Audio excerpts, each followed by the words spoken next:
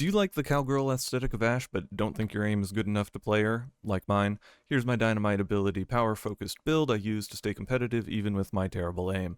Off the bat, we buy out with a bang because 4 dynamites is better than 1. Each one applies burning to any one hit. Each burn does damage based on ability power, meaning this scales throughout the entire game, no matter how many rounds the match lasts.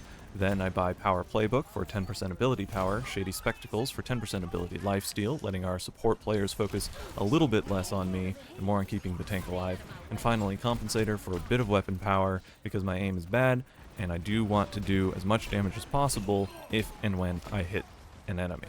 Now, assuming you have a pulse and did any amount of damage, you ought to be able to afford Silver Lighter for 10% ability power and 20% more ult charge from damaging burning targets, and Nano Cola for 20% ability power. You probably have to sell something, although if you have a really good first round, you might not have to. The order in which you want to sell things are Life Leech, Weapon Power, Power Playbook, if you absolutely have to.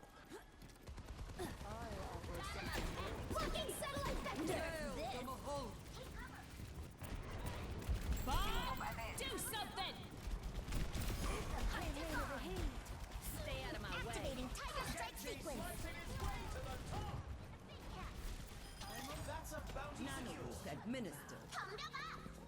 Overtime. That's a blow to the ego for sure. For our second power, in round 3, we take early detonation for the flat 3 seconds off of our dynamite cooldown. We want to pick up infrared lenses for the 15% ability damage and the 20% increased damage to burning enemies. If you're having trouble getting enemies alight, you can replace this with stacked sticks for the 40% increased detonation area. This is particularly useful against Genjis and Mercies since they're going to be in the air most of the time. From here on out, we want to focus on getting our ability power as high as possible, selling less powerful items to get more powerful ones.